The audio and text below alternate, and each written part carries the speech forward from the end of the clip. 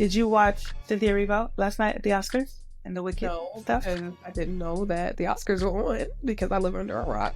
It's a podcast. Literally, it's conversation. That's the beautiful thing about it, and that's why I'm so excited to do it. We will be pros soon. We will be pros soon. His camera literally died. Hallelujah. Okay. I love the Get comfortable. Get comfortable. Like, I can't take the pressure of it. But don't you think any job interview... my gosh, what is on my agenda? What about you, Morgan? What's on your agenda?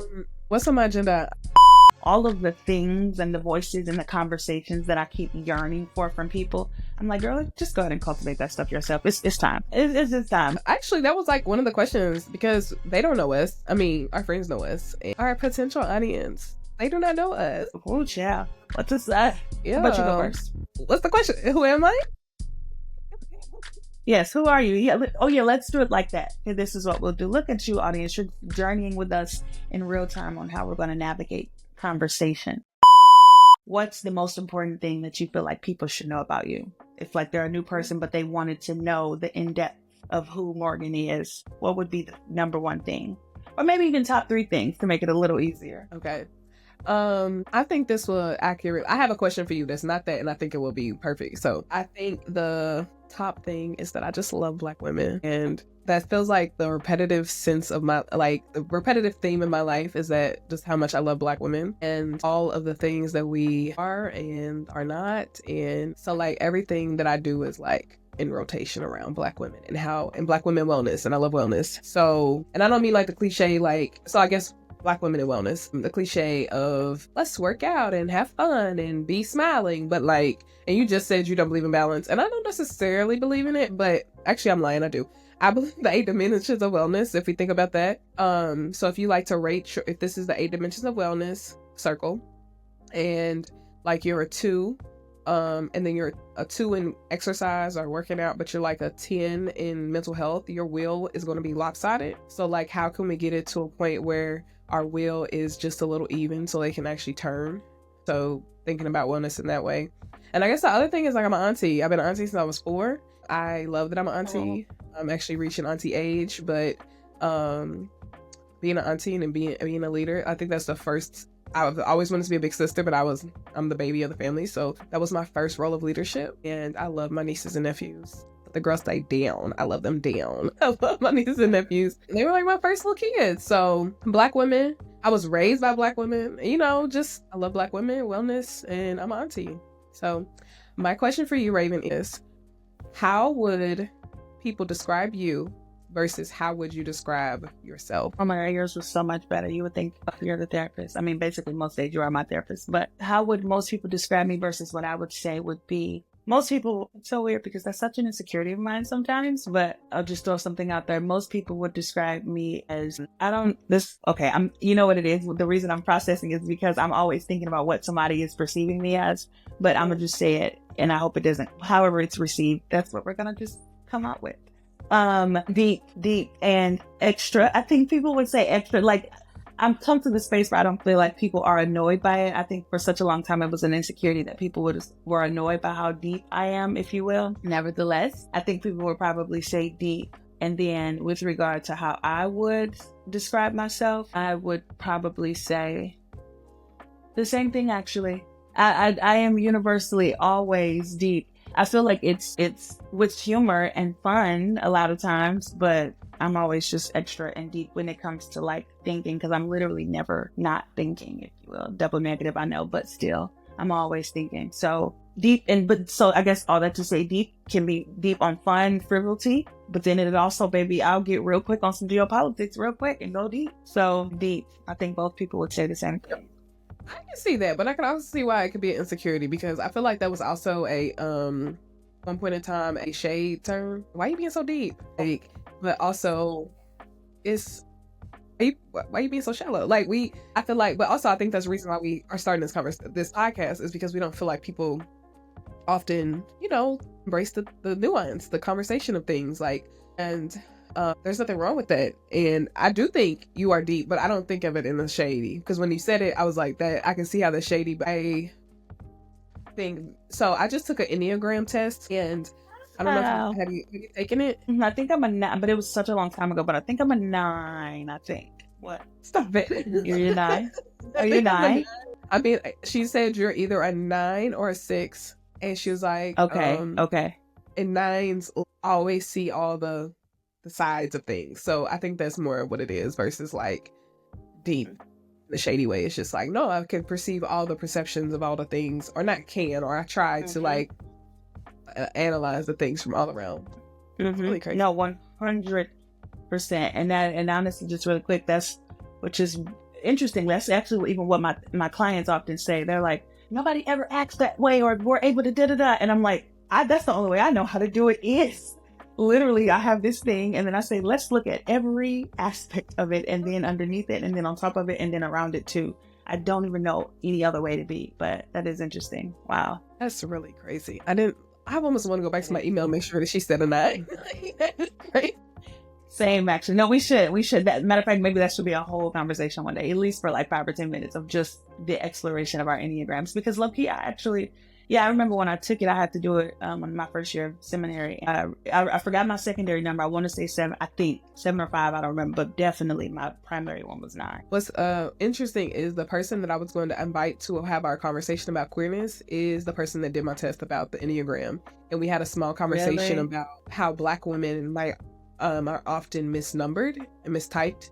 And we could probably have that conversation with her and like why that is. So yeah. Yeah, because I'm not versed on. I remember in grad school for therapy, I remember doing like some conversations around it, and like we talked about it in class, but it was the class that we talked about several testing. So anyway, saying to say I'm just not super versed on it, and I rarely do like tests with my clients a lot. So I would need to hear some information too. So that'd be dope actually, because I'm not sure. Yeah, I just did it like last week. Like I barely read the number, barely read the description she gave me, but. Yeah, I don't know if you know, they had caught like a lot of flack. Did you hear about that in like the Christian community? Because apparently the guy who did it was like a demonologist, or I don't know. It was, I hate opening up books to things, but anyway, something to look into. So why are we doing this podcast? Let's talk in depth about that. What do people need to know about this podcast, and why are we doing it? What would you say? I would say the reason why we're starting this podcast is because, like you said, creating a space that you want to see. I feel like there are lots of spaces for Black women who, and it's like, I feel like that's not what I want. And I wanted a little bit of everything, especially because of like the religious component. We both went to seminary. I wanted the social component, economic component, all the things. Like how you said, you could see something and look at all the things. Like that's the main reason I wanted to like start this podcast. Yeah. No, I think that's good. I just think we have really sharp minds, bottom line. And I think if people heard our conversations with it, which they now get the privilege to, it would just be they would be riveted, not because we're particularly special in any way, but our conversations are and our perspectives are. And I just think it was worthy of, especially with all the work and efforts that we put into education and reading and being astute, that was worthy of being publicized. And I know for me, my frustration is always just most people are talking without reading. Most people are thinking without assessing, right? And only have such a one-dimensional lens when they talk about stuff. And I just think that's a problem. So it's not necessarily shade to people more than it is just frustration of public discourse as a whole, especially when it comes to Black women. And I wanted to be able to have a safe space to do that. And final thought for me, I'm so excited to talk about Black women, like just full stop, nobody else. It's not a conversation. Like obviously if you see yourself in some conversations that we have, then cool.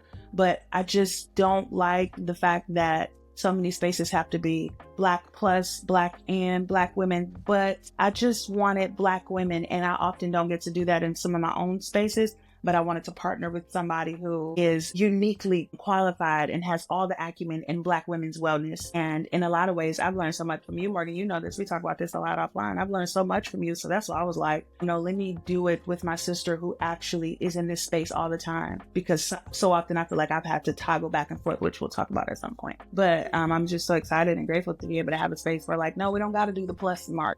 What's on the agenda for Black girls? period. Though, thank you for that. I don't feel like I'm gonna claim it. I do feel like I'm a voice in the space, but I'm not that large in the voice. Anywho, the one thing that there's a quote that came to mind that always comes to mind, and it is by Jasmine Mann. She's a poet, and she said the most dangerous thing, insert adjective, is a MC who's got a mic whose mind is weak. And I feel like there are a lot of people who have mics that don't have the nuance. But also, that is not to throw the shade. I feel like there are a lot of Black women who have mics and don't. And I feel like we can just back them up. Like, I feel like there's absolutely something to there is something to Black women storytelling. This is part of storytelling. This is part of using our voice. And I feel like ain't nothing wrong with it. Just another Black woman's voice in the conversation of just anything. And I think I'm just kind of tired of not using my voice. So that's that. Yeah, and I think that's actually so precious. Yeah. I wanted to talk about how we got our name. Yes. Because me and Raven, we met in college, and after you want to tell the story of how I don't even know how we met. Like, I think some of the most profound people how we met. I know. Wow, that is a good walk back. Oh, this will be fun, because this will actually be our first time doing it together, I think, as far as the whole thing, just in length. So this will be fun. Yeah, so in college, well, I'll say what was true for me. In college, I come from St. Louis, crazy background with stuff and family, so I was kind of basically dropped off by a person that I was living with, because she was like, "You're going to college," and I was like, "I guess so." So anyway, when I got to Lane, I was so lonely. I remember, I talked about this in my first book, I remember like walking around that first week and just feeling like this is horrible. Like, I was so lonely. So anyway, all that to say, fast forward, I tried a few groups, precious little 18-year-olds. I tried a few groups, and I was like, I'm not a world girl. I don't do the secular stuff. This was back then when I was like, I don't smoke and drink and party. I'm not that girl. And so I was like, I can't do those groups. I tried. And then I found like maybe 2 more, and it just didn't hit. And so then I was like, I just have to do the church group. And the church. It's always the church group that just resonates. And so now this is the part that I don't remember, if I'm being honest, but I do remember, I forgot how I got, you know what, the secular girls actually, that might not need to go. I'm sorry, because people don't know what's it. But anyway, the girls that were like drinking and partying, God bless them. I literally still follow them on Instagram to this day. I love those girls. I mean, I love them in the sense that they were girls that picked me up when I was lonely. But anyway, exactly. They're part of my story. Yeah. So anyway, they was like, you should hang out with the church crowd. So I was like, y'all know like a church to go to? This is a true story. And I was like, yeah, do y'all know like a church? Like, I mean, whatever, like, do y'all go to church? Meanwhile, I think like everything about me is church, especially at that time. And so they was like, yeah, the Zion people, they got their home thing. And so I went, and that's the part that you might have to pick up with, because I don't really know how I got connected to you specifically, or you and the girls at all, but I do know that I went to Zion, and then I maybe rode was it like a bus or something? It was a bus. Yeah. I feel like I wrote something and y'all were on it or something like that. You might have to pick up. Were you a part of, what's it called? VOC? Were you a part of the choir that the bond was over? Yes. Voices of something? I was. Mm-hmm. Yeah. Voices of Praise or something. Yeah, but I was. Yeah. Yep. That's true too. And you was in choir, and we were all in choir. Yep. So it just might have been a lot of common denominator things.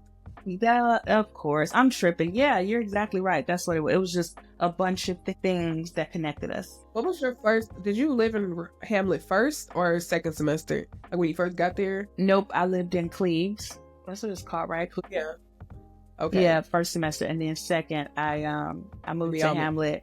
Okay. Mm-hmm. Yeah, and then yeah, because it was me and Dee.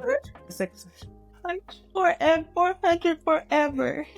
We had this, just for clarity, it was you, Chelsea, and Monica, right? Yeah. Y'all all stayed in the same room, in room 400. It was a 3-person room, which was very rare in the dorms. So all of the girls who were the church crew, we just all would congregate in room 400. And then it just kind of continued to grow into this like clique, if you will. And so we became like the 400 girls.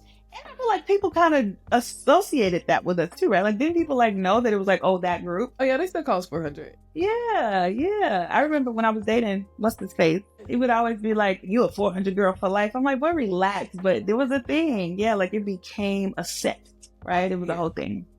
Yeah. So after Raven, you left, I feel like we didn't talk for like, I definitely followed you on social media. We followed each other on social media when your name was Songbird. Or Psalmist? Was it Psalmist too at one point? No, it was definitely Songbird. No, it was Songbird. But we got disconnected for a while, you know, commenting, blah, blah, blah.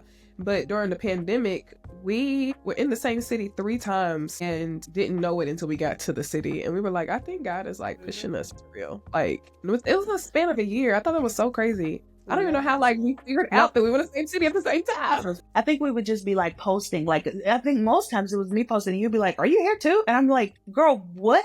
And then, yeah, you're right. It was in the span of a year. We were in the same, and it was the most random. It wasn't even like, okay, everybody go to whatever. It was Seattle, Dallas, and I don't know what the last one. I think Chicago or something. Like, we are always traveling in this, we were always traveling in the same city at the same time. I mean, literally at the same time. That is not like, oh, it was just there last week. Like, we were always somewhere together at the same time. I had no idea.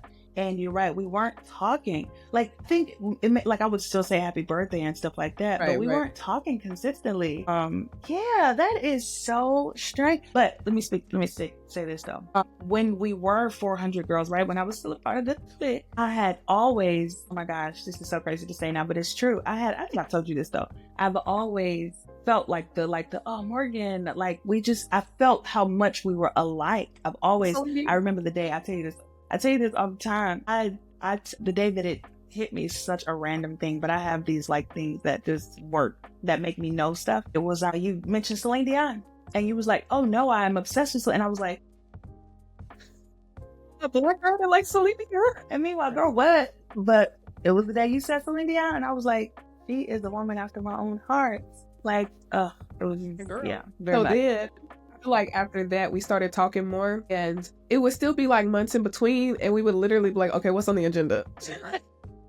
we was like setting up meetings, because it was like he was like, I know you're busy. Can we like, I'm gonna add this to the agenda because I need to talk about this. And we would literally have like agenda points and it'd be like, what's on the agenda? That is so true. And it's the reason I'm like acting all shocked right now was because, like, obviously I know that that's how we do it, but I never really give thought to it. Especially, like, I know I give thought to it now because we've been talking about the pod.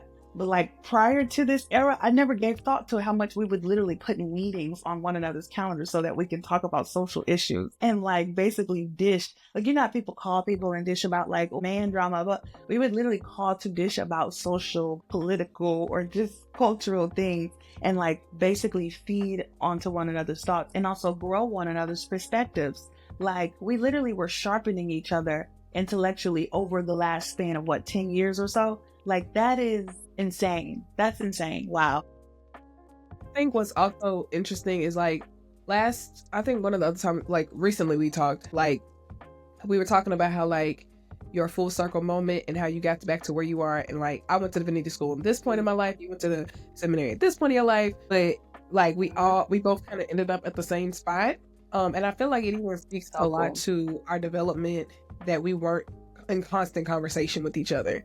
And I'll also say that when we were like having those random conversations, that it helped me process through a lot of stuff because I knew you had a God mindset, but also not a world, but you understood the church versus the state. So like, it's not that.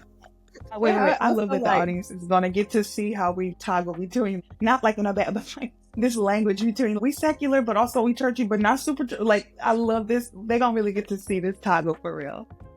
Yeah.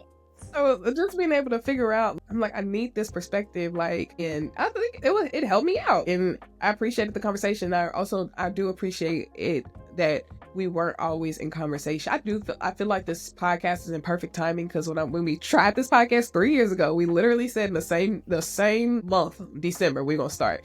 We're gonna process it out. We're gonna do by March.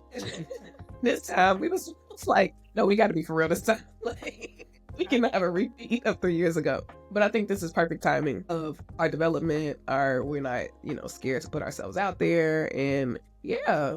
So what's the agenda? No, just to speak to that, you're so right.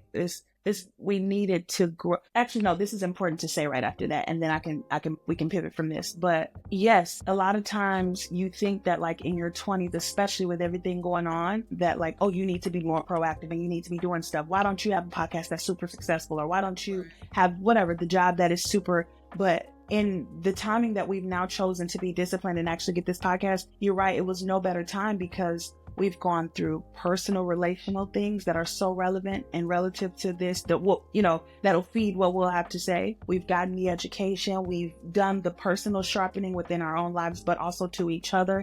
Like, so it's not to say that we're just, actually, I'm done giving caveats because that's what we're going to learn too. We are qualified and capable to have extensive conversations about deep, serious things that are relative to Black women in a way that is nuanced, that will be challenged, we'll challenge each other, and that'll be full and comprehensive. So it's not about the right answer, right? We're not getting caught in the expert trap, but we're getting caught in I promise you, if you look under the hood, this is a good little promo for our, this is a promo. If you look under the hood of the What's on the Agenda pod, it's full. It's a brand new engine in there, baby. It's a brand new, everything in there is seamless. You're going to look under that hood and be like, oh, well, I can trust their perspective. It's not about them being experts, but it's about having the acumen and the real work and the ethic behind all the things that we'll say on this podcast. For real. And I think even that, us saying we're not experts, being humble, I don't feel like that is a white man's standard of how we look at experts. When you look at Black feminism and you look at people of color and Indigenous people and how we show up in spaces, we honor stories, we honor the lived experiences of people. But so many times when we have a mindset of academia, even when you cite, like what's considered a citation and what's not, what's considered like who you cite and so you do a research project, you do your dissertation or whatever, and you follow your track to all the way back to this white man, that's legitimate, versus if you follow the track back to Indigenous people or people of color, that's illegitimate. But it's like, no, my lived experience makes me an expert. That the trunk of the hood that you pulled up and you see this new shiny thing, it's also the confidence to be able to say like, no, who I am, what I've been through, what I bring to the table is valid, is relevant, and I don't have to have another person's sign of approval to say that what I'm got going on is legit. Love that. Nothing to say from there. That is, no, seriously. I mean, I can go on and on that, but yeah, I just appreciate that because all this schooling we'll get, I'll be like, oh, did you read this? Let's read this book. Let's do this. All these things. And you still questioning as if you don't have legitimacy to say something in this space. It's like, no, you're right. So actually even moving forward, and audience, I invite y'all to grow in this with us too, because this is the Black woman space. And so we can talk about things specific to Black women, because I know other women struggle with it, but this is our space. That feels so warm and good to say. I know for a fact, because I talk to y'all. I'm a therapist. I talk to y'all at work. I know that we all are like 11 degrees in and all the books and nuance and perspective in, and still be like, but I'm just saying my look. No, today, can we make a pronouncement that today, this will be the day with our podcast? I want y'all to journey with us in this, in dropping the caveats. Let's drop the caveats. Let's drop the precursors. So as a Morgan, as an expert on Black women's wellness, right? As mental health and mental wellness and mental fortitude expert, right? As women who are studied, well-versed in theology and faith and divinity, here are our thoughts, right? And all of these things, all of these topics that I just discussed exist within the social space. And so we can proclaim even further as women who are experts and well-versed in social sciences. As social scientists, we're literally practitioners of sociology. So yeah, I love that. And I want y'all to define what yours is. Figure out what as blank, blank, blank. Fill the blanks in. What do you have to say? What do you have to shift from the expertise or the expert space that you exist in? I think that's a good main topic. So our main topic we're going to call is the nuance, and that will be how we have our thing, right? And I think that's a great main topic of Evelyn from the internet. She's on YouTube and TikTok. That's where I follow her. And one thing she said was never let people be afraid of seeing you try. And I feel like Like, even when I was talking to other Black women I was talking to my advisor, now friend, who she was like, what's y'all's podcast gonna be about? And just explaining that it's gonna be about Black women, and like, why are we starting this podcast? Because we need a conversation. Like, we all know, you said it, everybody, all these Black women got 50-11 degrees, and where are they at? Why are they not the thought leaders? Like, why are they not the ones with the mics, the conversation starters? Like, I see them post on Facebook. But they write their think pieces, but people don't read. Unfortunately, we are a TV content people, and like, meet the people where they at, you know? And there are so many good Black women with some good thoughts that I'm just like, why are y'all not talking? So we gonna do it. I guess that's what we gonna do. So I guess to that, it's like the nuance of that. Like, why do you think specifically Black women might be scared to just pick up their mic and like, let's talk it out? I think it's because, one, we get afraid to get caught in the expert trap because it's such a cognitive dissonance to see yourself as a Black woman in the light of expert, no matter how much education or acumen you've gotten in that area. And it's because expert, like you just said perfectly, is so the vision of expert is just so juxtaposed to anything that Black women look like, right? Like, you think white people, specifically white man. And so anyway, saying that to say, I think that's part of it. And then also too, we literally been indoctrinated in a system, in a society that makes you feel like your voice, and I literally mean this, like, man, your voice as a Black woman is just not as valuable or just not valid. And actually, 2 seconds on this. A lot of times, because the cultural noise right now and the cultural face of like, what's it called? Pushback, when you push back. Protest. The cultural face for protest right now has been so popularized since 2016, post the BLM movement and all the uprisings that we've seen over the last decade now, almost. Wow, it's crazy. But anyway, and so because we've seen such cultural uprising of marginalized voices socially, we think that, okay, clearly we're seeing progress. Clearly Black women's voices are at the forefront and people are listening to them, but that's been socially, right? That's been because social media gives Black women the opportunity, or Black people and marginalized groups the opportunity to bolster themselves. But make no mistake, first of all, the history that has suppressed our voices and has suppressed our perspectives and literally tainted and corrupted how we see ourselves, seeing ourselves as lesser in so many instances, that still very much permeates how we exist, how we move, how we function with each other and in like larger society. So that's one reason I think y'all can say all day long about, oh, things are getting better. See Black girls on television. Like, it's not about what's the incremental changes that are happening. And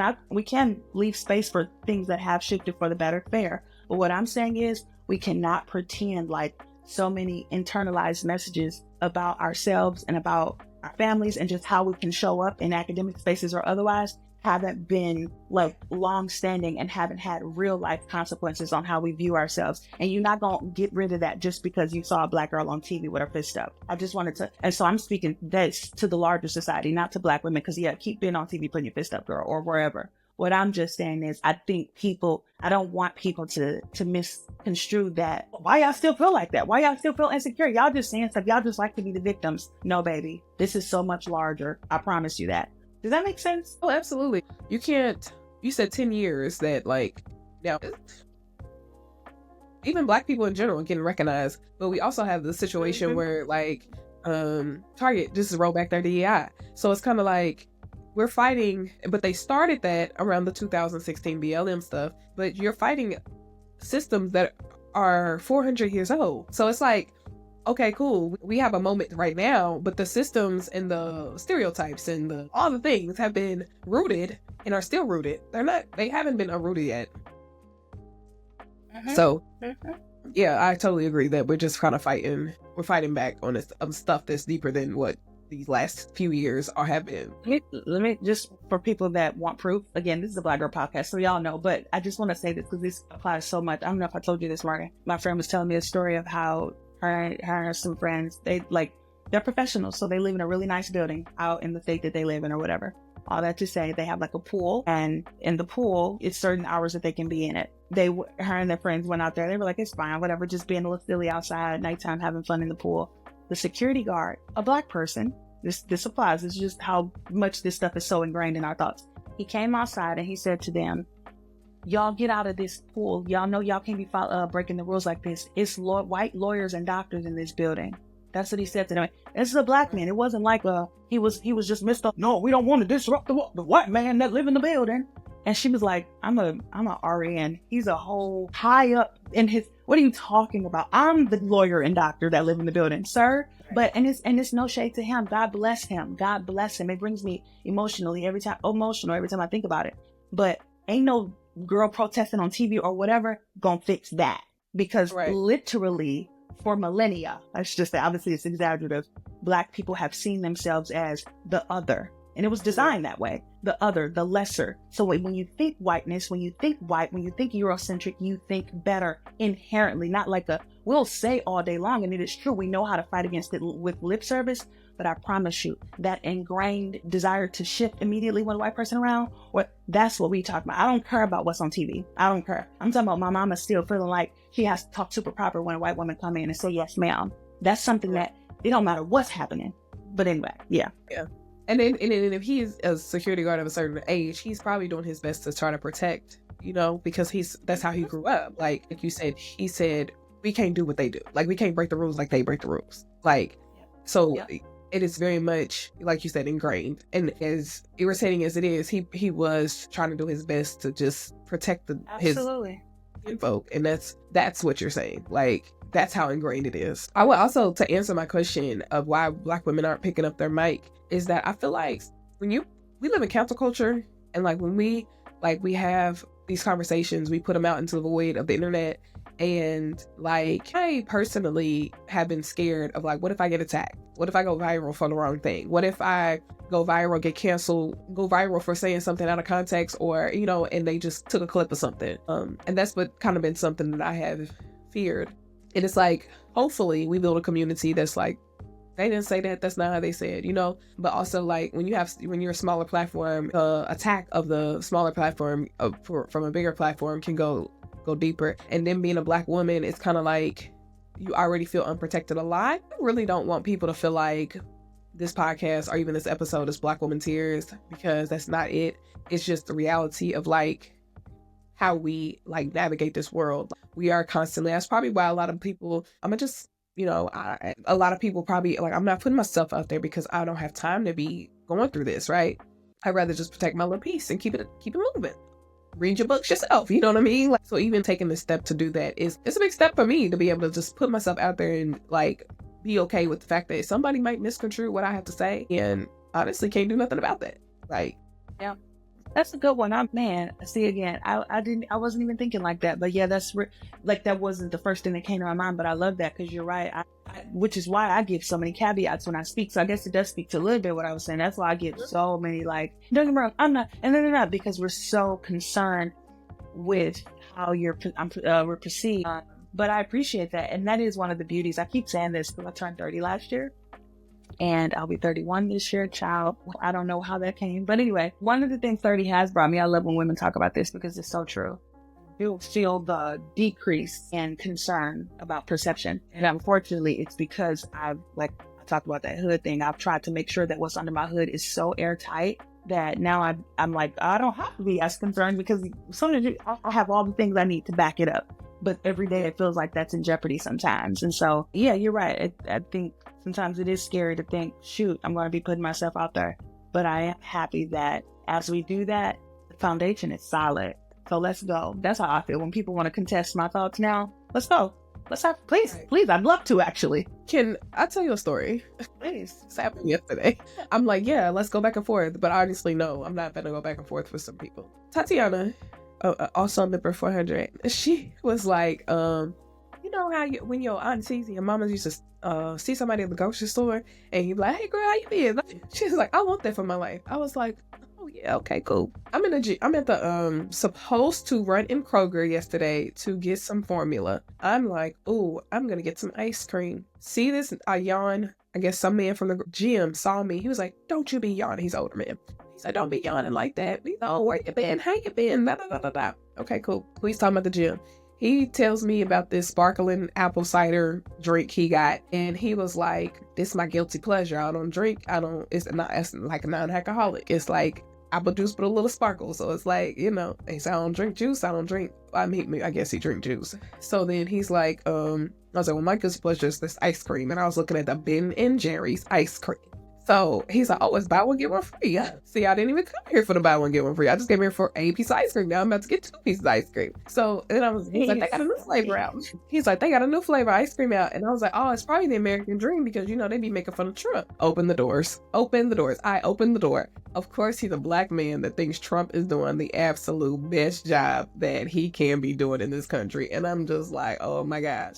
So I'm like, okay. So he just telling me all his stuff. And I'm like, all right, sir. I was supposed to get Formula. I'm about to, I got to get back. Say that to say, I'm not going back and forth with some people, like, especially because he was bringing up literally all the conspiracy theories of like why Trump is the best president in the world. And I'm just like, no. However, now I will do the go back and forth on some things. But the person at the grocery store, this little 5-minute conversation, and I feel like there have been conversations that say we as Democrats and liberals need to have the conversation, but when it's that, what do you do with that when you feel like it's that in depth, right, and that deep seated, and it's kind of like, no, what I say to you is not going to change, even if it's in Kroger's or not. You know what I mean? Like what I'm going to say to you is not going to change your mind. What do we do with that?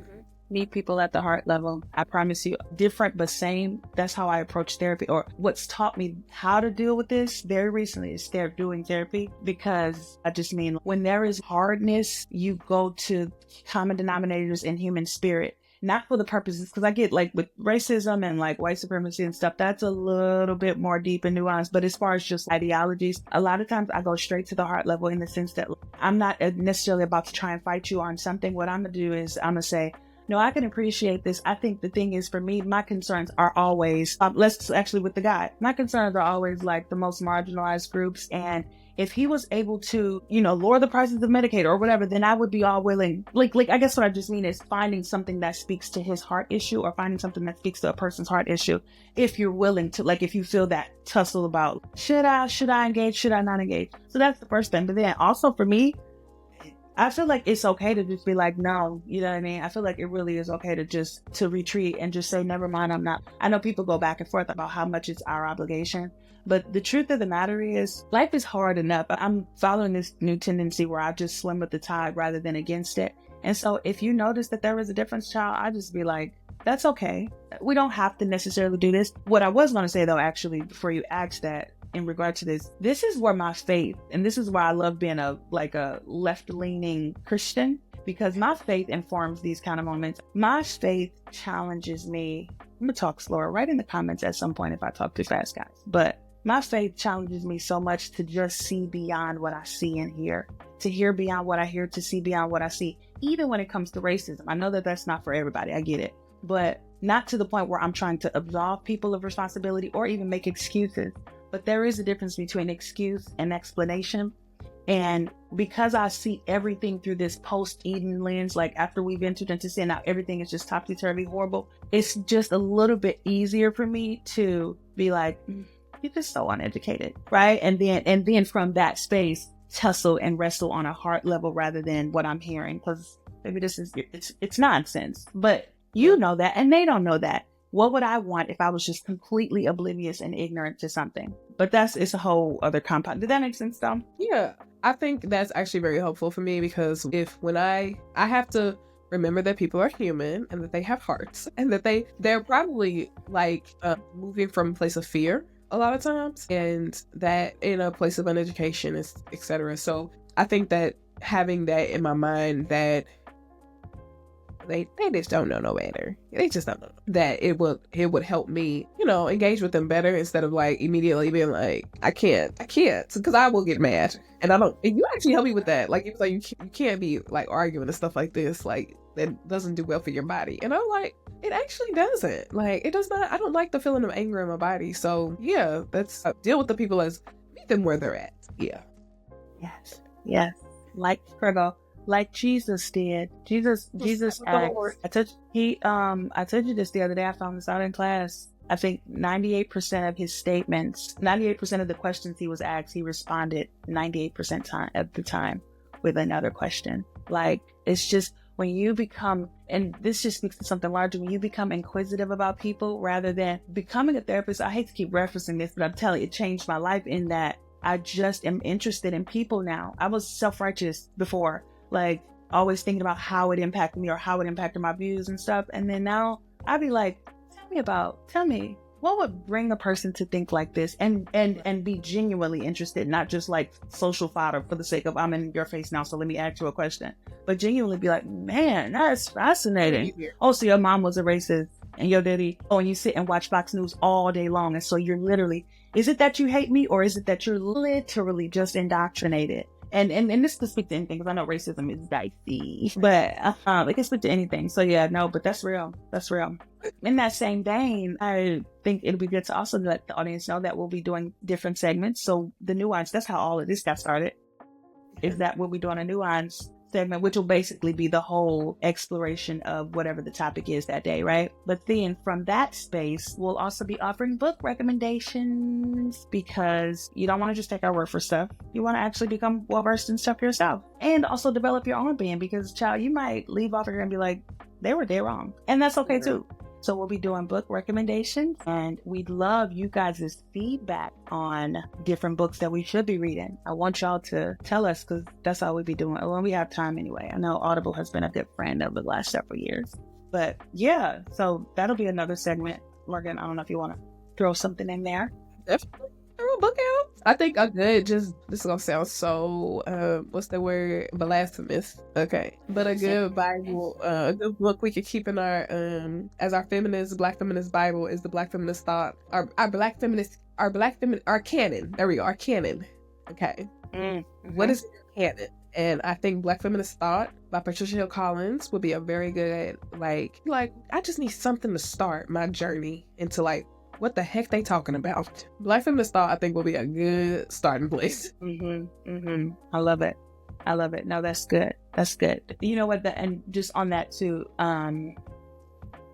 if you can't already tell, folks, we will be toggling between faith, social stuff, and I know Morgan, you said that in the beginning. So the only reason I'm reiterating it is because we are actively fleshing out. I feel like we're much more solid in it now, but we're actively fleshing out like how we'll show up in a faith space publicly, and as intellectuals and as people who live and experience the world beyond our Pentecostal traditional roots, right? And so it's not to negate anything that we've learned necessarily, but it's also not to stay confined by it too. So you will hear a variation of all sort of suggestions from us and perspectives from us. And just to give color to it, it's because we're in this space of now valuing the traditional Pentecostal roots, right? Charismatic church roots, and seeing such beauty and value in it, and also moving in a space of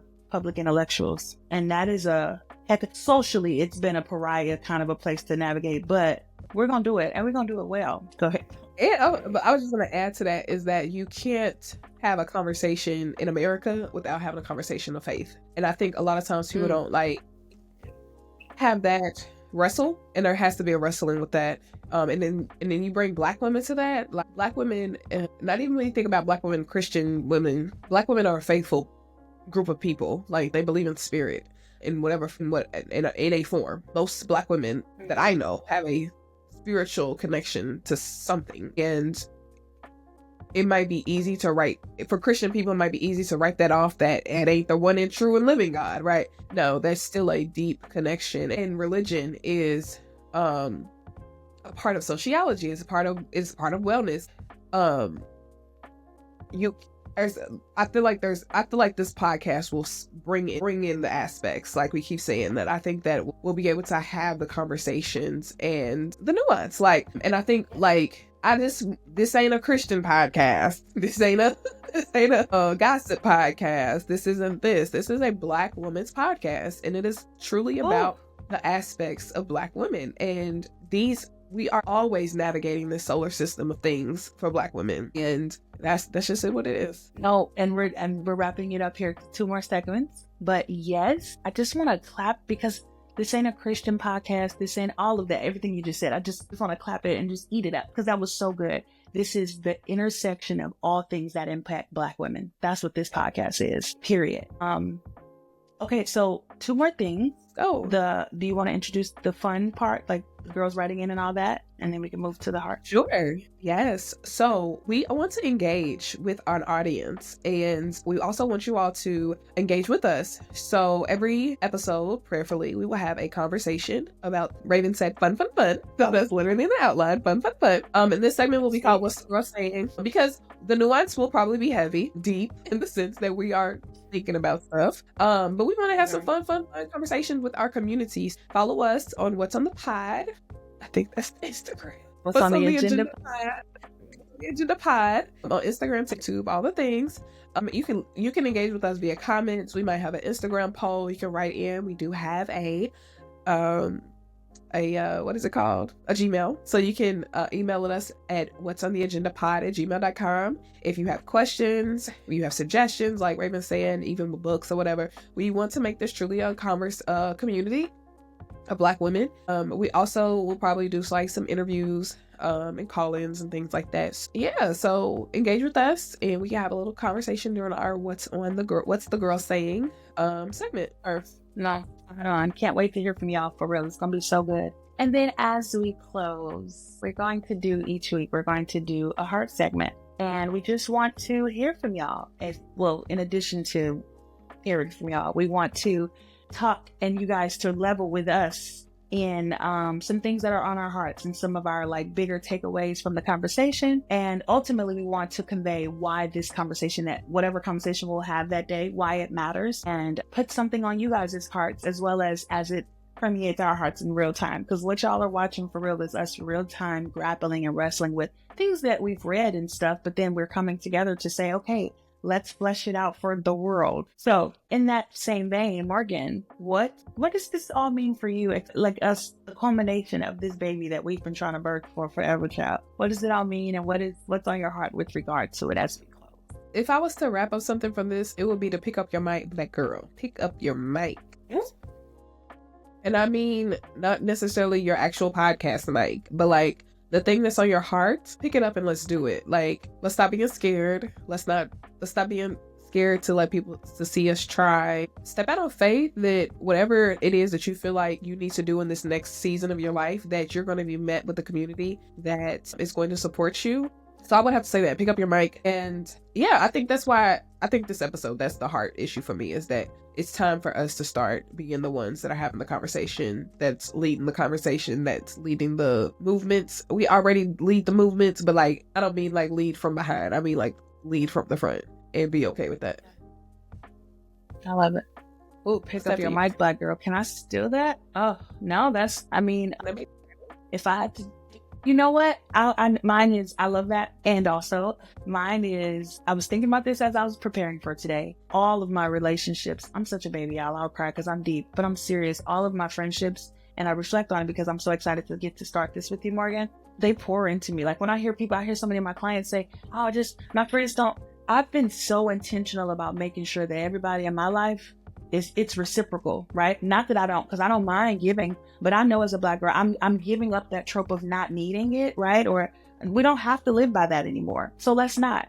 So anyway, as you pick up your proverbial mic, whatever it is, if you feel like your relationships don't give you this level of cultivation, on whatever level it is specific to you, ours is like social stuff because we're nerds, but whatever yours is, if you don't feel like your social setting or your social community pours into you in the way that makes you feel riveted and excited to do new things and challenge new things, try new things, then make some adjustments, but not just in friendships. Because I know people are easily just like, oh, well, let her go and find some other people. Look into yourself, because typically we gravitate to the essence of ourselves. So if you don't like what's around you, then maybe we need to tweak some things internally first. So anyway, what's on my heart is I'm so immensely and eternally grateful for you, my sister, and like for real. And I'm so excited for the change that we'll be able to evoke in the world together. And I know this has been a long time coming, and I know that it's God ordained.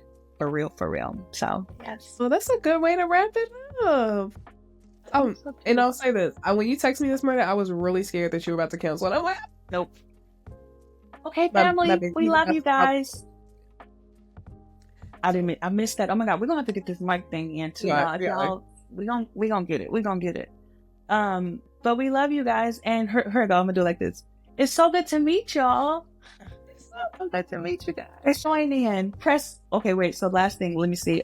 Subscribe, because I'm sure we're gonna post this, and then also follow, and then also what else do you like wherever this podcast is found? There you go. Rate us. That's what we did. That one. Yes, all of the things. And I love you. All right, I'm gonna get my baby before she falls off the bed. She just woke up. Perfect timing. See y'all next week. All right.